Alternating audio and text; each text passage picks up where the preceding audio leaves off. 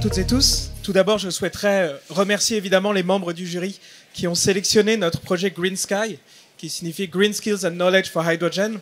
Le projet Green Sky, c'est un projet qui a démarré il y a un petit peu plus de 6 mois maintenant, avec des partenaires. Ces partenaires, ils sont issus de 6 pays, la France, l'Allemagne, la Suisse, la Belgique, le Luxembourg et les Pays-Bas.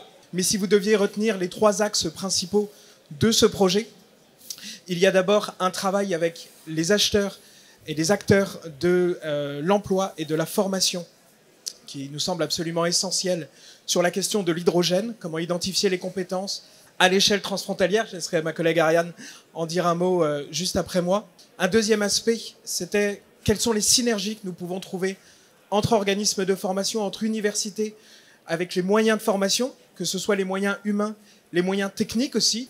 Et un troisième aspect, c'est la mise en place de parcours de formation qui soient également transnationaux. Pour répondre aujourd'hui aux besoins de compétences au global, on voit bien que la structure de la filière hydrogène, par définition, elle est internationale. Et par nature, notre initiative est largement ouverte. Clément l'a dit, on a 70 organisations associées, en particulier des entreprises qui nous suivent et qui nous font part aussi de leurs besoins de compétences, leurs besoins de formation. Donc, si ça vous intéresse, n'hésitez pas à venir nous en parler.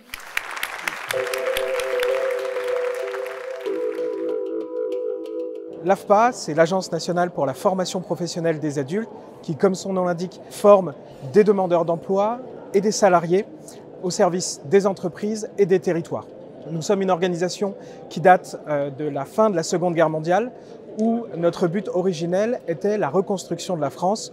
Aujourd'hui, notre rôle s'axe davantage sur la formation au métier de la transition énergétique.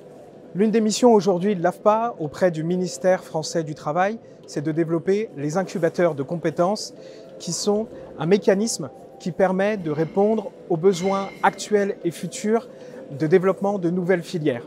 C'est le cas de l'hydrogène pour lequel l'AFPA développe 4 incubateurs de formation relatifs à la mobilité, à la maintenance industrielle, au développement des stations hydrogène ou encore au travail des métaux.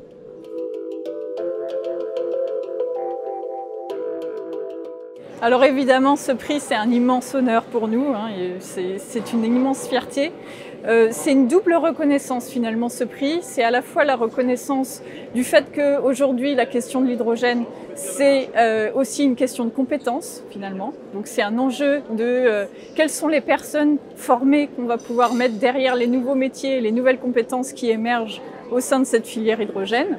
Et puis c'est évidemment aussi la reconnaissance du fait qu'un projet sur l'hydrogène aujourd'hui, c'est aussi un projet qui doit se penser à une échelle supranationale. Parce que les enjeux sont largement au-dessus des frontières nationales. Nous, en Grand Est, on a l'habitude de ces questions-là avec tous nos frontaliers qui traversent tous les jours les frontières. Mais au-delà de ça, finalement, les écosystèmes sont déjà transfrontaliers.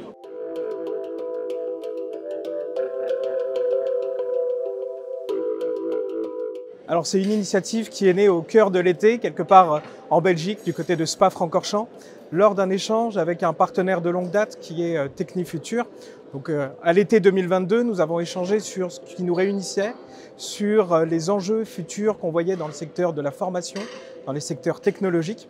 Et c'est ainsi qu'est née cette initiative, d'abord transfrontalière, puis transnationale, Green Sky. Alors ça a nécessité plus d'1 an et demi de montage de projets en lien avec le programme Interreg Europe du Nord-Ouest. Le consortium s'est agrandi. Donc on est parti du principe d'avoir systématiquement un triptyque de typologie d'acteurs, des clusters d'entreprises représentant la filière hydrogène, des organismes de formation professionnelle et des universités, si bien qu'actuellement nous réunissons 17 partenaires du projet ainsi que 70 organisations associées.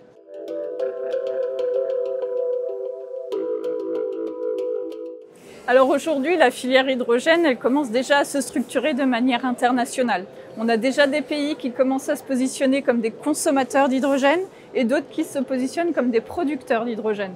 Donc on a déjà des marchés finalement qui voient le jour au niveau international et ça va avoir un impact aussi directement sur la mobilité des travailleurs. Donc nous, à l'AFPA, on a décidé de faire le choix d'ouvrir la réflexion à une échelle transnationale parce que les entreprises ont déjà cette réflexion-là. On a vu le projet Mosaïque, par exemple, qui est déjà un projet très abouti à la frontière entre la Moselle et la Sarre. C'est un exemple où finalement les entreprises ont déjà pris conscience de cet enjeu sur les frontières et du fait qu'il va falloir les dépasser, y compris sur les enjeux des compétences. Donc c'est aussi là-dessus que le projet Green Sky est venu se greffer afin de répondre à cet enjeu-là.